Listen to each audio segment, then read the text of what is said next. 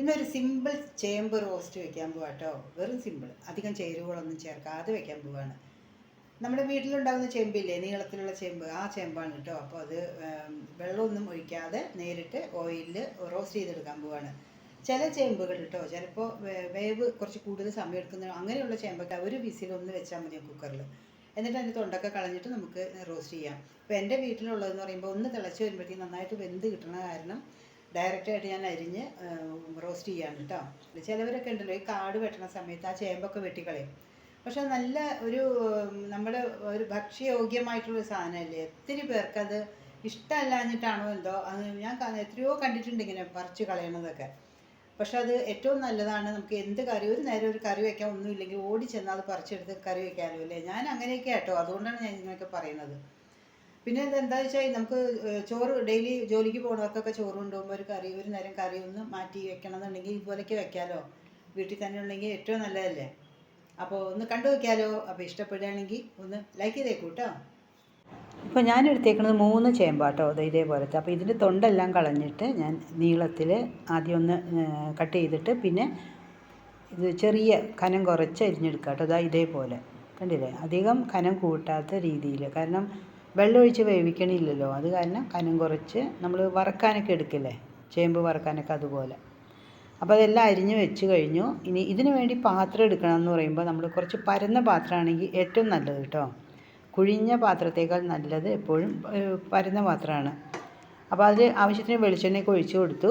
ഇനി ഞാൻ കടുകൊന്നും വറുക്കണില്ല കേട്ടോ. മുളക് പൊടി, മഞ്ഞൾപ്പൊടി, പിന്നെ ഉപ്പ്. അപ്പോൾ മുളക് പൊടി എരിവ് അത് അവരവരുടെ ഇതിനനുസരിച്ച് കേട്ടോ. വേണമെങ്കിൽ കുറച്ച് കാശ്മീരി മുളക് കുറച്ച് കൂടുതൽ ഇടുകയാണെങ്കിൽ നല്ല കളർഫുള്ളായിട്ടിരിക്കും. അതൊന്ന് വെളിച്ചെണ്ണയിൽ ഒന്ന് പുരട്ടി കഴിഞ്ഞിട്ട് ആ ചേമ്പും കൂടി ഇട്ടിട്ട് നന്നായിട്ട് മിക്സ് ചെയ്യാം. അപ്പോൾ ഗ്യാസ് വളരെ ലോ ഫ്ലെയിമിലാട്ടോ ആക്കി വെച്ചേക്കണത്. പെട്ടെന്ന് ഹൈ ഫ്ലെയിമിലാക്കി വെച്ച് കഴിഞ്ഞാൽ ചിലപ്പോൾ കരിഞ്ഞു പോകും. അത് കാരണം വളരെ ലോ ഫ്ലെയിമിലാക്കി വെച്ചിട്ട് ഇത് കുറച്ച് നേരം നമുക്ക് അടച്ച് വെച്ച് വേവിക്കാം. അപ്പോൾ ഒരു ഇടയ്ക്ക് 1-2 മിനിറ്റ് കൂടുമ്പോൾ ഒന്നും കൂടി ഇടയ്ക്ക് നോക്കി ഒന്ന് മിക്സ് ചെയ്ത് കൊടുക്കണം.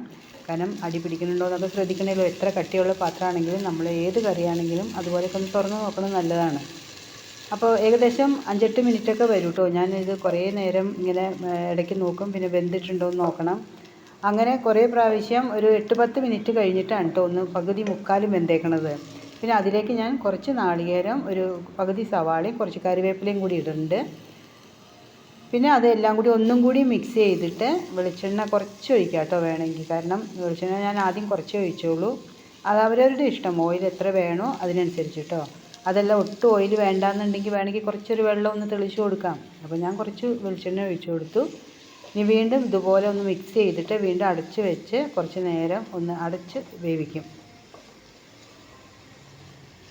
അടച്ച് വേവിച്ചാൽ നമ്മൾ ഇടയ്ക്കൊന്ന് തുറന്ന് നോക്കി എല്ലാ സ്ഥലത്തും ആ നാളികേരത്തിൻ്റെയും സവാളയുടെയൊക്കെ ഒരു ടേസ്റ്റൊക്കെ വരണ്ടേ. അപ്പോൾ അത് കാരണം ഇടയ്ക്കിടയ്ക്ക് ഒന്ന് മിക്സ് ചെയ്ത് കൊടുത്താൽ മതിയാവും കേട്ടോ. അത്യാവശ്യം നന്നായിട്ട് വെന്തിട്ടുണ്ട്, അധികം അങ്ങനെ കുഴഞ്ഞു പോവാത്ത രീതിയിൽ. പിന്നെ കുറച്ച് കറിവേപ്പിലയും കൂടി ഇട്ട് കൊടുത്ത് നല്ലൊരു മണത്തിന് വേണ്ടി കേട്ടോ. ഇനി എല്ലാം കൂടി മിക്സ് ചെയ്തിട്ട് 10 മിനിറ്റ് നേരം ഞാൻ ഒന്നും കൂടി അടച്ച് വയ്ക്കും. എന്നിട്ടേ ഉപയോഗിച്ച് തുടങ്ങുള്ളൂ.